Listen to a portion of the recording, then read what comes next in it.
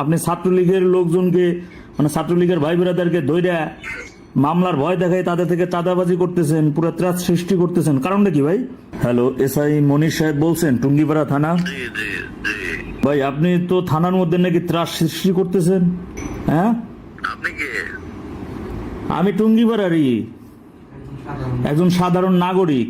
আপনি ছাত্রলীগের লোকজনকে মানে ছাত্রলীগের ভাই বোনেদেরকে ধইরা মামলার ভয় দেখায় তাদের থেকে চাঁদাবাজি করতেছেন, পুরো ত্রাস সৃষ্টি করতেছেন, কারণটা কি ভাই? কিসের চাপ? কিসের চাঁদাবাজি? মানে মামলার ভয় দেখাইয়া তাদের থেকে টাকা পয়সা নেন, এরপরে মিথ্যা মামলায় ঢুকাই দিতেছেন, কারণটা কি? এটা ওসিরে বলেন না কেন? অভিযোগটা তো আপনি করতেছেন বেশি, আপনি তো নিজেই নিজের ওসি মনে করেন। আছে তারে বলেন না কেন?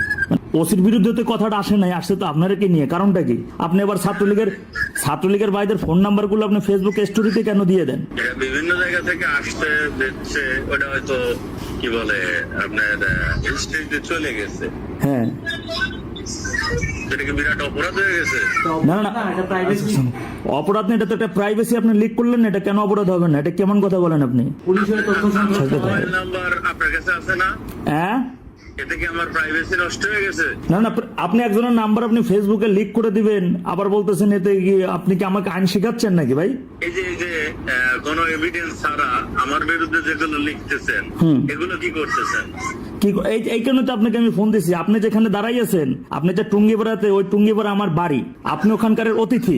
আপনি আজ পর্যন্ত কতজন পুলিশ হত্যার বিচারের বিষয় নিশ্চিত করার জন্য কথা বলছেন বলেন তো আমাকে? এটা আপনারা বলছেন? আমি তো বলতেছি, আমি এটা বলার কারণে আমি কারাবন্দী হয়ে জেল খাইতে আমি বেরো হয়ে আসছি। আমি তারপর এখন প্রতিবাদ করতেছি, সারা দেশে 3200 পুলিশ হত্যার বিচার নিশ্চিত করা না করা পর্যন্ত আমার আন্দোলন চলতে থাকবে আমাদের। মামলা করছে? হ্যাঁ, কেউ একজন মামলা করছে? কিসের? এই যে কি বলে 3000-4000 পুলিশ আমি মামলা করবো, আপনি মামলা নেন। আমি বাদী, আমি মামলা করবো, আপনি নেন। আমি যাত্রাবাড়ি 5 আগস্ট সকাল 11টা থেকে রাত 11টা পর্যন্ত আমি ছিলাম। আমি দেখছি পুলিশদের কিভাবে মাইরে পুরাইতেছে, পায়ের রশি বেঁধে ফ্লাইওভারে ঝুলাই রাখতেছে। আমি মামলা করবো, আপনি মামলা নেন। আরে মামলা কি এসআই নাই? এসআই নেন, আপনার ওসি তো নেয় না। আপনারা শুনেন, আমি বলি, আপনার সাথে আমার কোনো ধরনের কোনো বাকবিতণ্ডা কিছুই না। আপনি যে মাটিতে দাঁড়াই আছেন, ওই মাটিতে কিন্তু বাংলাদেশের যে সৃষ্টি করছে, যে স্থপতি, তার সে ওখানে শুয়ে আছে।